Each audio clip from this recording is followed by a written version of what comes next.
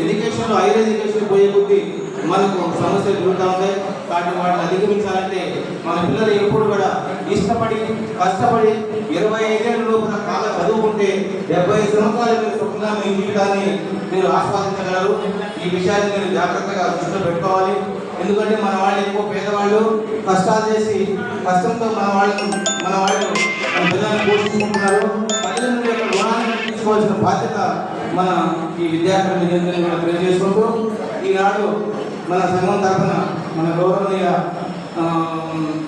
Polit bureau సభ్యులు Srinivas Reddy తెలియజేసినట్టే, sir గతంలో మాకు మైనారిటీ వెబ్సైట్ నుంచి మాకు రోజుల సబ్ క్యాస్ట్ కొట్టే ఓపెన్ అయ్యేది.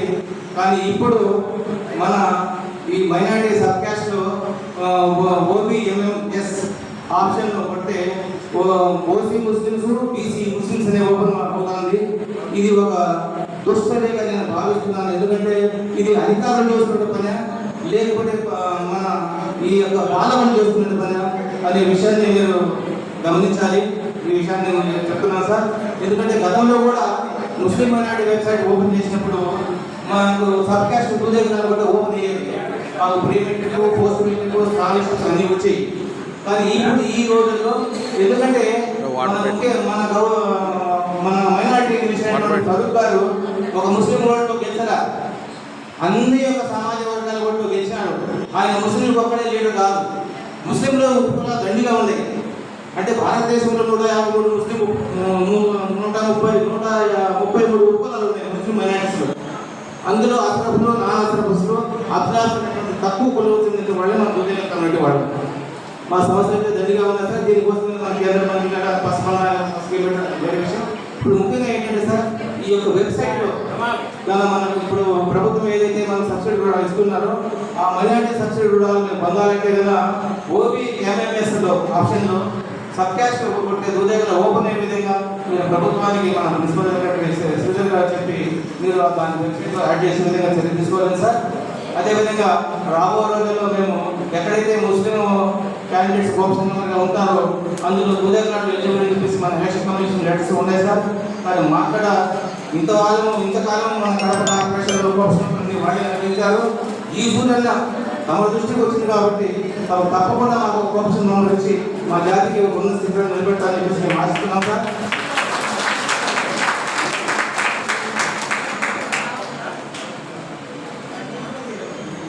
గతంలో కూడా మా కాంగ్రెస్ ప్రభుత్వం వైఎస్ రాజశేఖర రెడ్డి ఉన్నప్పుడు కూడా మాకు చాలా అన్యాయం జరిగింది సార్. ఎందుకంటే వారు మాకు న్యాయం చేయలేదు. ఎందుకంటే కడప, కర్నూలు, అనంతపురం, చిత్తూరు 4 జిల్లాల్లో భూదేవిగా పిలుస్తాం సార్. మన బదిలీ దాటిన తర్వాత నెల్లూరు ఆ పక్కన షేక్ భూదేవిగా నిలబడుతున్నాం సార్. ఆ షేకులు బిలో పవర్టీ ఉండాలని చెప్పేసి వాళ్లకు బీసీలో కలపని మన గౌరవ కమిషన్ కూడా సబ్మిట్ చేసింది సార్. అన్ని లెటర్స్ ఇచ్చారు నేను. అందులో కూడా మాకు అప్పుడు మాకు రాజకీయ అడ్మినిస్ట్రేషన్లో మా వాళ్ళు ఎవరు లేదు కాబట్టి ఉన్నటువంటి ముస్లిం సోదరులే ఈ షేపులు అంటే ఈ భారతదేశానికి రాజులు, చక్రవర్తులు, పౌరులు వాళ్ళే ఆ రిజర్వేషన్ ఉంది మాకు అన్యాయం చేసిందని చెప్తున్నాం సార్.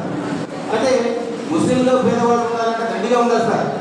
అందులో కూడా వాళ్ళకు విద్యా ఉద్యోగం ఇస్తే మేము సంతోషపడేవాళ్ళు.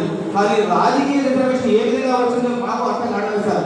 ఆ రాజకీయ రిజర్వేషన్ దానివల్ల మా వాళ్ళు ఈరోజు ఒక సర్పంచ్ కానీ ఒక జడ్పీసీ కానీ ఎంపీటీసీ కానీ నిలుస్తారు. గతంలో మనం గౌరవ రాజగోపాల్ రెడ్డి ఉన్నప్పుడు కూడా మన మండలాల్లో కూడా చాలామంది జడ్పీటీసీ ఎంపీటీసీ కూడా గెలిపించుకున్నారు సార్. ఆ విషయం నాకు తెలుసు. ఎందుకంటే నేను అంతా జిల్లా అధ్యక్షుడు చూశాను కాబట్టి ఈశ్వరి మీరు కూడా ఎందుకంటే ఆ రాజకీయ రిజర్వేషన్ ఏ విధంగా వచ్చింది. ఒక ఊరి మాకు ఇప్పుడు గవర్నమెంట్ ఏం చేశారు సార్, గవర్నమెంట్ ముస్లిం మైనారిటీలో ప్రిన్సిపల్ సెక్రటరీ పనిచేసినట్టు IAS ఆఫీసర్లే యువదేశంలో ముస్లింల అంతర్భాగము ముస్లిం మైనారిటీ ఏ స్కీమ్స్ అయితే వర్తిస్తాయో అవన్నీ వర్తించాలని చెప్పేసి అనేక లెటర్లు సర్టిఫికేట్ ఇచ్చారు సార్. ఆ సర్టిఫికేట్ కూడా జీవో చేసి మాకు ప్లేస్ కట్గా ఒక జీవో ఇవ్వాలని కూడా మన ప్రభుత్వం మన గౌరవ లోకేష్ గారు చెప్పారు, పవన్ కళ్యాణ్ చెప్పారు, చంద్రబాబు గారు చెప్పారు. కానీ మాకు అది జరగలేదు సార్. మా కార్పొరేషన్ ఏర్పాటు చేసి మన రోడ్డు ఇస్తామని చెప్పేసి మన గవర్నమెంట్ చంద్రబాబు గారు చెప్పారు. అది కూడా కార్పొరేషన్ ఉంది. తప్పనిసరిగా అది కానీ మనకు కార్పొరేషన్ చేస్తే కొంతమంది నాకు సభ్యులు అవుతారు. దాని ద్వారా మా వాళ్ళకు మేము ఆర్థికంగా కూడా సహాయం చేసిన అవకాశం ఉంటుంది సార్. ఎందుకంటే 530 చిన్న కోట్లు మొత్తం మైనార్టీ వెళ్ళినప్పుడు 100 కోట్లు వృద్ధాప్యులు ఇవ్వడం ఎంత పెద్ద ఇది సార్. కాబట్టి ఈ విషయాన్ని ఈ కార్పొరేషన్ చేసే విషయాన్ని కూడా మీరు గౌరవమైన ముఖ్యమంత్రి గారు తీసుకుపోయి మాకు న్యాయం చేయాలని కోరుతున్నాం సార్. ఒక చిన్న రిక్వెస్ట్ పంపిస్తాం సార్, మీ ద్వారా మన గౌరవనీయ మాధవరెడ్డి గారి ద్వారా మాకు సీఎం అపాయింట్మెంట్ కానీ లోకేష్ గారి అపాయింట్మెంట్ ఇస్తే మా సమస్యలు మా కూడా చెప్పుకుంటాం సార్.